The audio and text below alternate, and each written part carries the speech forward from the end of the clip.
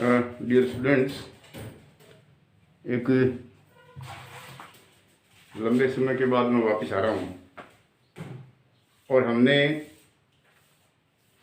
Vector calculus सदिश kiln की book start कर रखी थी, जिसमें अपना टॉपिक चल था डिफरेंशियल ऑपरेटर्स, अवकल संकारक, जिसमें तीन चीज पढ़ी थी अपन ने। एक तो पढ़ा था gradient of scalar functions, Hindi में लिखो अदिश फलनों की प्रवणता। ये ग्रेडियंट स्केलर फंक्शन का डिटरमाइन होता है। फलन एक्स वाई जेड का है पर वो अदिश फलन है, माने उसमें आई जे के पद नहीं। दूसरा अपन ने पढ़ा था divergence and curl of vector point, ये स्केलर पॉइंट, पॉइंट का मतलब एक्स वाई जेड का, वेक्टर पॉइंट फंक्शंस। सदिश बिंदु फलन का एक तो निकालते हैं डाइवर्जेंस, जिसको हिंदी में कहते हैं अपसरण, और दूसरा निकालते हैं कर्ल, हिंदी में कर्ली बोल दो, कुंतल कहते हैं। ये तीनों अपन ने पढ़ लिया था।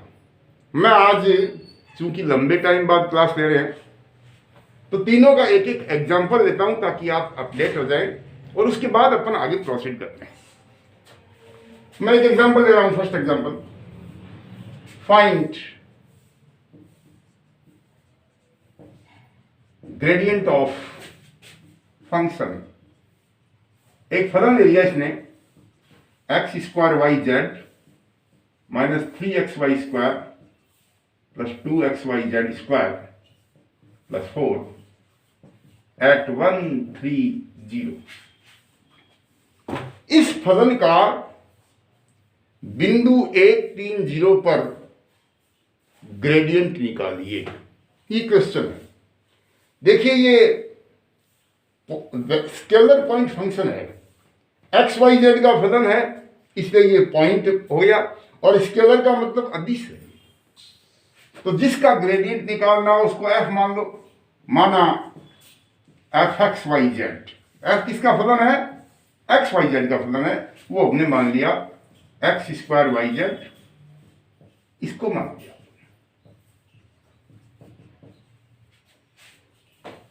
नाउ अब क्या निकालना है अपने को?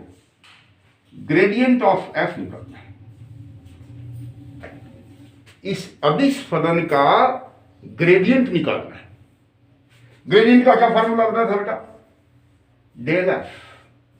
बीच में कोई चिन्ह नहीं है क्योंकि ये फलन अदिश है, सदिश नहीं है। It is scalar point function, it's not vector point function. So यहां पे कोई डॉट क्रॉस नहीं आया। डेल का क्या वैल्यू बताया था? I del by del x, j del by del y, k del by del z. ये किसकी वैल्यू है? डेल की। और उसको किससे मल्टीप्लाई कर दें? एफ से। तो यहां भी एफ लगा दे, यहां भी एफ लगा दे, और यहां भी एफ। बेटा सबके समझना है।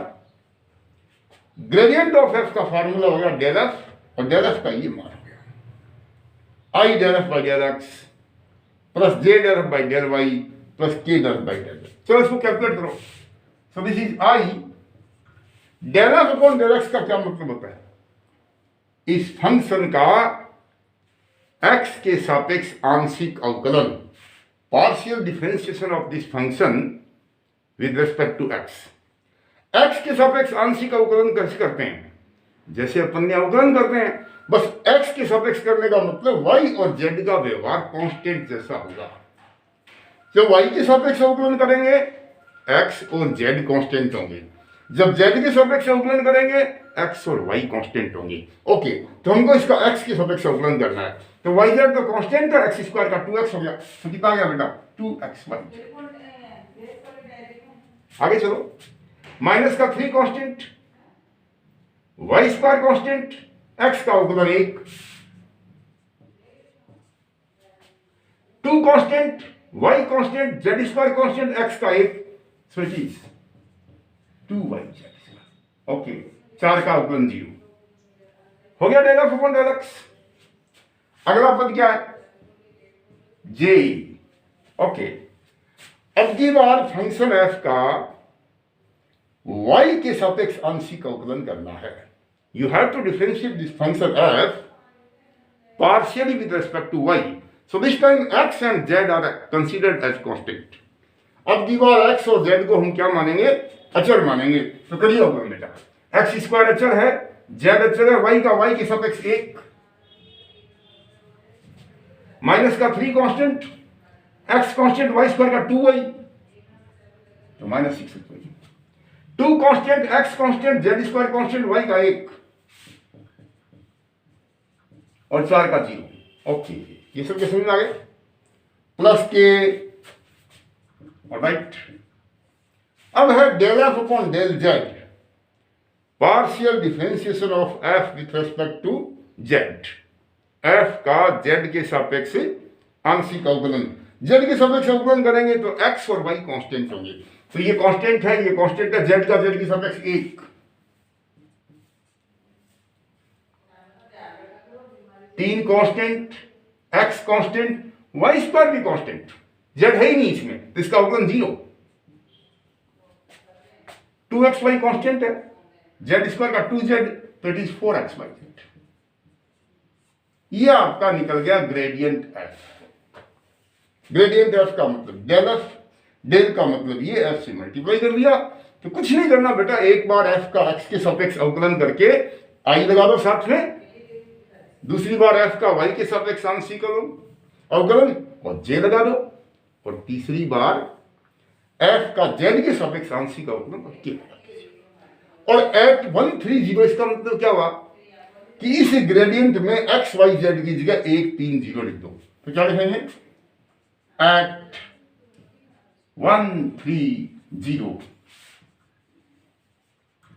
Gradient of F is equal to X Y Z की जगह 1 3 0 करो, जेड की जगह 0 करने से 0 हो गया, ये 0 हो गया, 3 का स्क्वायर 9, तो माइनस का 27i। It's okay. क्या किया मैंने, एक्स की जगह 1 रख दिया, यहाँ पे वाई की जगह 3 रख दिया, जेड की जगह 0 रख दिया, कैलकुलेट किया तो ये आ गया। फिर चलो, जेड की जगह 0 से 0 हो गया, ये 0 हो गया, 3 एकम 3 माइनस का 18j, जेड 0 है, वाई का मान 3, 3 एकम 3, सो इट इज प्लस का 3k। This is the answer.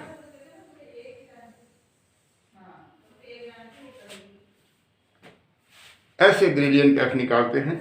मैंने और भी बहुत से क्वेश्चन कराए थे, आप अपनी बुक में एक एक्सरसाइज है ग्रेडियंट एफ की, वो इससे निकाल सकते हैं। सो ग्रेडियंट समझ में आ गया सबके। अब क्या है, divergence and curl of vector point function. Gradient निकलता है अदिश का,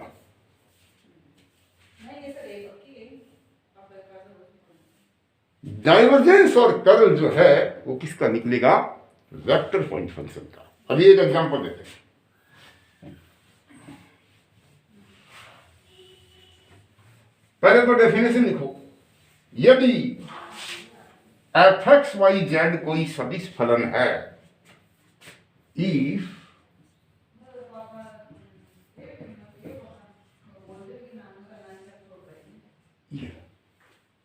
पिछली बार ये फलन अदिश था, अब की बार ये फलन कैसा है, सदिश। It is a vector function.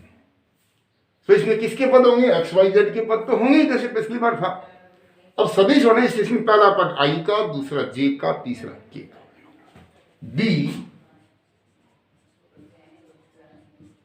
A vector point function. यदि एफ एक्स वाई जेड कोई सदिश बिंदु फलन है, देन एक तो पढ़ेंगे अपन डाइवर्जेंस। तो सबसे पहले देखो, divergence of F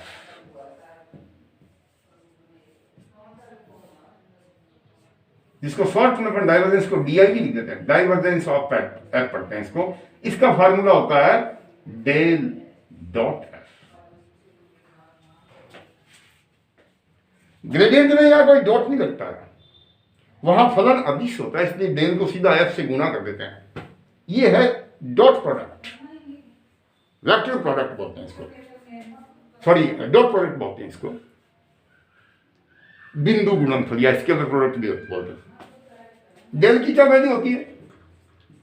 I del by del x, j del by del y, k del by del Z.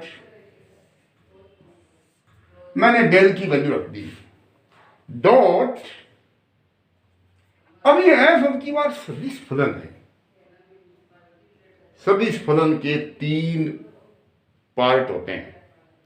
Every vector function is equal to something into I plus something into J plus something into K, यही होता है ना। तो मान लीजिए इस फलन F का मान है f1i, f2j, f3k, something i, something j, something k। ये f1 जो है ना, ये एक्स वाई जेड का कोई पद है, ये भी एक्स वाई जेड का कोई फंक्शन है, ये भी एक्स वाई जेड का कोई फंक्शन है। अभी एग्जाम्पल कराएंगे, क्लियर हो जाएगा। चलो, दो वेक्टर्स का डॉट प्रोडक्ट कैसे लिखते हैं बेटा? आई डॉट आई 1 होता है, तो क्या बच गया? डेल एफ 1 बटा डेल एक्स। आई आई को गुणा करते हैं अपन, आई डॉट आई 1, तो क्या बच गया? डेल एफ 1 बटा del x plus J dot J 1 होता है, के डॉट के भी 1 होता है।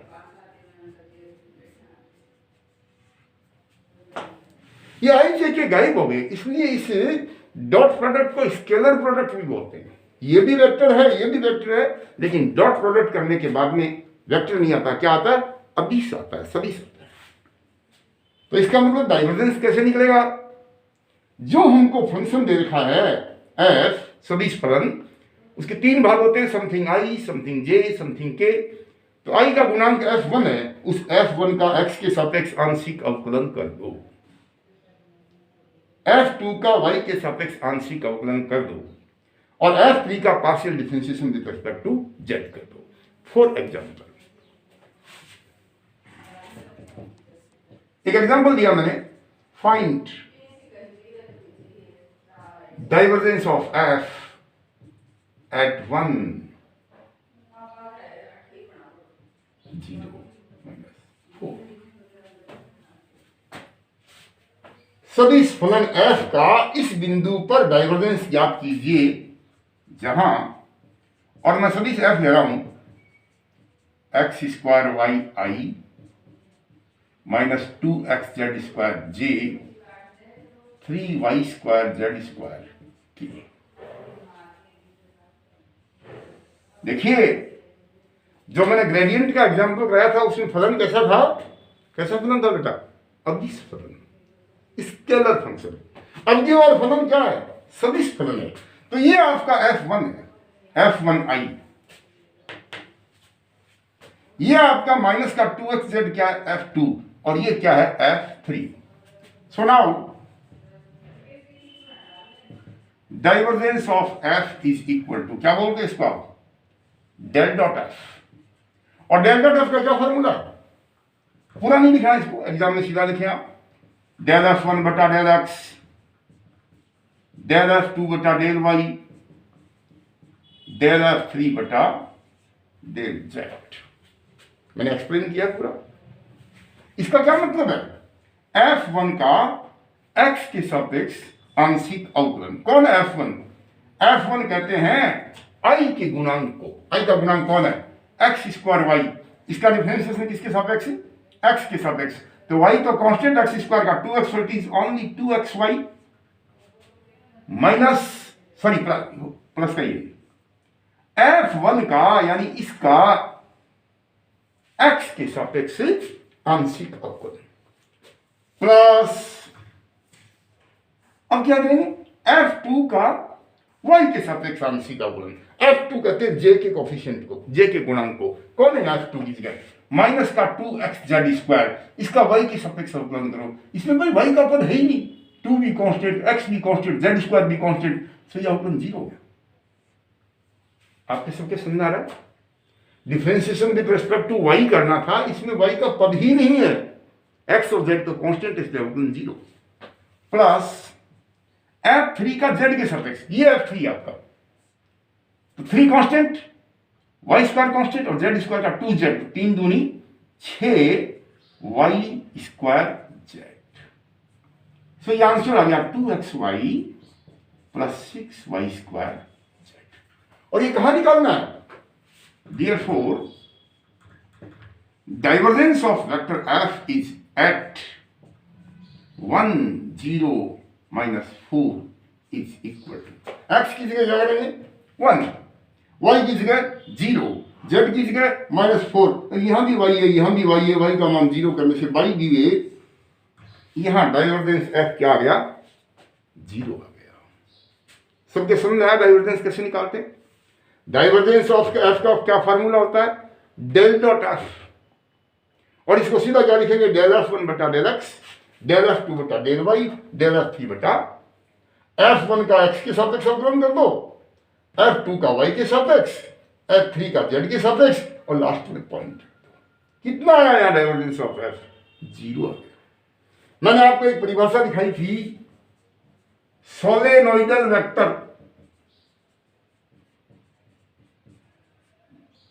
हिंदी में कहते हैं परिनालीकीय सदिश। लिखो परिभाषा, ए वेक्टर फंक्शन f(x,y,z), ये लिख लो, एक सदिश फलन f(x,y,z), a vector function f(x,y,z) is called solenoidal vector. Solenoidal vector कहलाता है, लिख लीजिए, a vector point function f(x,y,z) is called a solenoidal vector यदि, if, कब गलत है? Divergence of f is equal to 0। यदि सदिश फलन f का डाइवर्जेंस 0 हो तो ऐसे सदिश फलन f को सोलेनोइडल वेक्टर कहते हैं। सबके समझ आया? यहां जो मैंने एग्जांपल दिया था उसका इस बिंदु पर डाइवर्जेंस कितना आ गया? 0 आ गया। Therefore, vector f is solenoidal vector. ये कैसा वेक्टर है? ये सोलेनोइडल वेक्टर है। कई बार एग्जांपल में क्या करता है, इस वेक्टर f में कहीं लैम्डा घुसा देगा, जैसे यहां लिख दिया 3y² लैम्डा z² k, और क्वेश्चन ये कहता है for what value of lambda, lambda के किस मान के लिए this vector is a solenoidal vector, lambda के किस मान के लिए ये फलन, ये सदिश फलन सोलेनोइडल वेक्टर होगा। जब लैम्डा घुसाए और सोलेनोइडल वेक्टर अगले ने कह दिया तो आप सबसे पहले क्या निकालो? डाइवर्जेंस ऑफ f निकालो, और फिर क्या लिखोगे कि चूंकि ये सोलेनोइडल वेक्टर है, because it is a solenoidal vector, इसलिए डाइवर्जेंस ऑफ f को कितना ले लो? 0 ले लो। जैसे ही डाइवर्जेंस f को 0 लोगे लैम्डा का मान निकल जाएगा। इसके भी मैंने क्वेश्चन कराए थे, एक पूरी एक्सरसाइज आप करें, सब में डाइवर्जेंस जैसे ये निकाला है ऐसे सारे क्वेश्चन में डाइवर्जेंस निकालना बहुत आसान है, बहुत आसान है। और एक और क्या बताई थी चीज डाइवर्जेंस की बात में? कर्व। लिखो परिभाषा,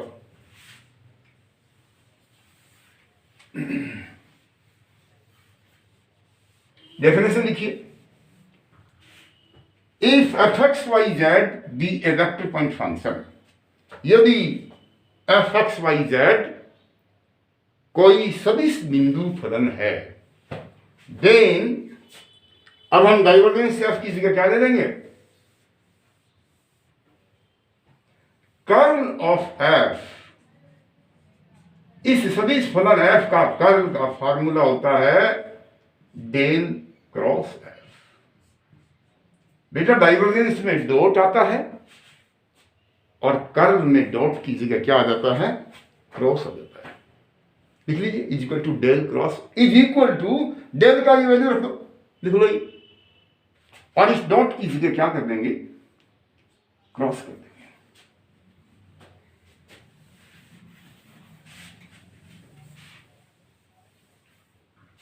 माने कर्ल ऑफ एफ का क्या फार्मूला हो गया, डेल क्रॉस एफ। ये डेल का वैल्यू, ये एफ। अब दो वेक्टर का क्रॉस प्रोडक्ट कैसे निकालते हैं, वज्र गुणनफल कैसे निकालते हैं, बाद में किया आपने सारणिक। पहली रो क्या होती है, आई जे हमेशा। अब पहला वेक्टर ये है, इन दो का क्रॉस प्रोडक्ट लेना है। पहला वेक्टर पकड़ो, उसमें आई जे के जो कोफिशिएंट है, गुणांक है, वो लिख दो। आई का गुणांक कौन है बेटा, यहां पे डेल बाई डेल एक्स। जे का कौन है, डेल बाई डेल वाई। और के का गुणांक कौन है, डेल बाई डेल जेड। आई जे के कोफिशिएंट लिख दो। दूसरा वेक्टर ये है, इसमें आई जे के कोफिशिएंट क्या है, F1 F2 F3। सारणी करने को खोलने आता है, सो कर्व निकालने का ये तरीका होता है। For example vector F is equal to, मैंने दे दिया इसने, X square Y I 2xyz J 3x square Y Z square K. और इसने कह दिया फाइंड कर्व ऑफ एफ। बिंदु नहीं लिखा, बिंदु दे नहीं सकता, देखो कोई जरूरी नहीं है एट पॉइंट दे, बिंदु नहीं देगा तो आंसर एक्स वाई जेड में आ जाएंगे। बिंदु दे तो एक्स वाई जेड की जगह मान रख दो। हमको इस वेक्टर फंक्शन का क्या निकालना है, कर्ल निकालना है। आप क्या लिखोगे, कर्ल ऑफ एफ लिख दो इज इक्वल टू, क्या फॉर्मूला बेटा, डेल क्रॉस एफ। लिखो curl of F is equal to del cross F. और डेल क्रॉस एफ में ये मान लिखने की जरूरत है, सीधा सारणिक लिखो, सीधा डिटरमिनेंट। तो नीचे लिखो is equal to determinant this. पहली रो हमेशा आई जे के, दूसरी रो हमेशा ये, और तीसरी रो हमेशा ये। लिख दिया सबने। चलो इस सारणी का मान निकालिए, इज इक्वल टू आई जे के वैसा ही रखेंगे, दूसरी रो भी वैसी लिखेंगे। ओके, F1 कौन होता है, F1 आई का कोफिशिएंट कितना है, x square Y square. F2 कितना है, जे का गुणांक। और F3 कितना है,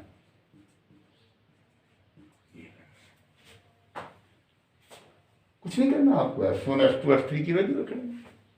अब खोलो इस सारणी को, बहुत सावधानी से देखो। 90% बच्चे एग्जाम में डिटरमिनेंट की वैल्यू सही नहीं निकाल पाते हैं, जल्दबाजी करते हैं और क्वेश्चन गलत होता है। सबसे पहले किसका सही खंड लेंगे, आई का। आई लिख के ब्रैकेट बना दो आगे। चलो ये रो गई, ये कॉलम गया, इसको इससे मल्टीप्लाई करें, यानी इसका अवकलन वाई के सापेक्ष। तो 3 constant X square constant Z square constant Y का 1 हो गया, 3x स्क्वायर।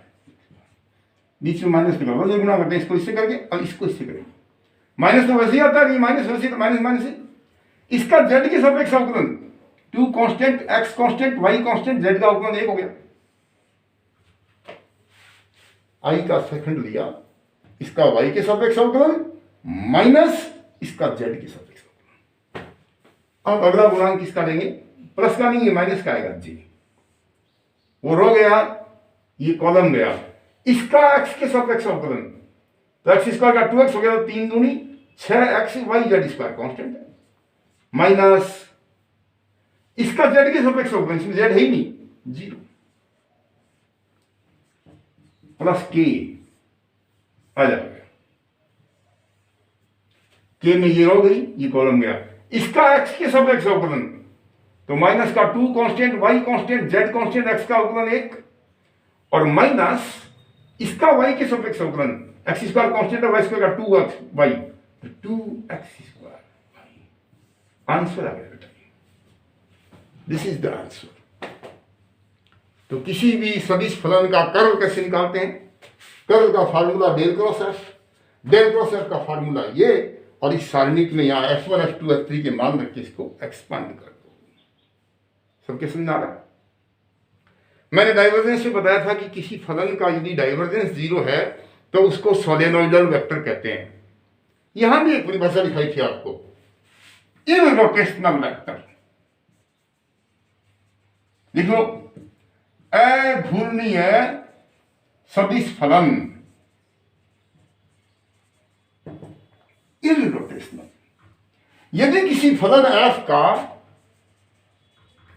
कर्ल f का मान 0 है, देखिए, यदि किसी सदिश फलन fxyz का कर्ल f इक्वल टू 0 है तो ऐसे फलन को अघूर्णीय सदिश कहते हैं। A vector point function fxyz is called irrotational vector if curl of f equal to 0। Curl 0 होगा तो फंक्शन क्या कहलाएगा? इररोटेशनल। कर्ल 0 नहीं होगा तो इर का उल्टा क्या हो गया? Rotational vector. ये हमने ग्रेडियंट, डाइवर्जेंस और कर्ल, ये 3 चीज पहले पढ़ चुके थे, आज दोबारा से कराए हैं। मेरा प्रयास रहेगा अब ऑलमोस्ट डेली एक वीडियो बेटा आप लोगों को अपलोड करूंगा। सो कल हम इन तीनों ग्रेडियंट, डाइवर्जेंस और कर्ल से संबंधित आपके 5-6 आइडेंटिटी है, सदिश सर्व समीकाएं, हेडिंग लगा लो, वेक्टर आइडेंटिटीज, इसका प्रूफ कर करेंगे। एक बात याद रखिए, मोहता कॉलेज में ऑनलाइन क्लासेस हम डेली आपको 2-3 वीडियो डाल रहे हैं, बहुत ज्यादा नहीं पढ़ा रहे हैं, बट आप बेटा रेगुलर रहो। कोविड की महामारी चल रही है, दुनिया में लोग मर रहे हैं, और सरकार इसीलिए घबरा रही है कि स्कूल कॉलेज को जितना बीमारी थोड़ी कम हो तब खोलें। अभी राज्य सरकार ने आदेश दिया 30 नवंबर तक आपकी कॉलेज नहीं खुलेगी, 30 नवंबर तक आप ऑनलाइन क्लासेस दें, और पूरी संभावना है कि 1 दिसंबर से कॉलेज लगेगा। आपको नुकसान नहीं होगा इस साल, कारण कि जो परीक्षाएं विश्वविद्यालय की फरवरी में शुरू हो जाती थी, कोविड के कारण से अब ये आगे खिसकी गई, और आपके एग्जाम मई जून में होंगे। तो जैसे ही दिसंबर में क्लास शुरू होगी, हम आपको मोहता कॉलेज की तो मैं गारंटी लेता हूं कि एक एक टॉपिक, एक एक बिंदु सिलेबस का आपका क्लासेस में पूरा करा जाएगा। शीतकालीन अवकाश गवर्नमेंट ने कैंसिल कर दिए, छुट्टियां कम हो जाएंगी, लेकिन फिर भी आपको ऑनलाइन हमने बहुत पढ़ाया है। आप ताज्जुब करेंगे, जुलाई से हमारी ऑनलाइन क्लासेस चालू हुई है। कुछ लड़कों ने लेट एडमिशन दिया है या क्लासें नहीं दी है उन्होंने ऑनलाइन, ये वीडियो हमारे पास सुरक्षित है, ये सारे हम आपको प्रोवाइड कराएंगे। आज का मेरा जो वीडियो है, यदि आप क्लास में पढ़ते तो एक दिन ही पढ़ते, अब इस वीडियो को आप साल में 50 बार देखो ना, एक ही चीज को 2 बार 3 बार 4 बार पढ़ेंगे, समझ आ जाएगी। और दूसरी बात, जब क्लासें लगेगी तो इन चीजों को हम दोबारा से भी करवाएंगे, थोड़ा फास्ट करवा देंगे। So don't worry about your syllabus. Mohta college की किसी भी क्लास का, किसी भी सब्जेक्ट का 100% पाठ्यक्रम पूरा करवाया जाएगा, ये मेरा प्रॉमिस है। इस साल भी हमारे बीएससी फाइनल के रिजल्ट बहुत एक्सेलेंट रहे हैं, पूरे राजस्थान में अप्रिशिएबल रहे हैं, और मेरा प्रण है कि जो 20-21 का ये वर्तमान सेशन है, इसमें भी हमारी परफॉर्मेंस पिछले साल से बेहतर रहेगी। आपको कोऑपरेट करना पड़ेगा। जब तक क्लासें ऑफलाइन चालू नहीं होती है, घर पे इन वीडियोज को अच्छे से देखें, कॉपी लें, आप नोटबुक लें, नोट करें, एक बार समझ में आता दोबारा देख लो, फैसिलिटी है, और बुक से आप क्वेश्चन करिए। ओके।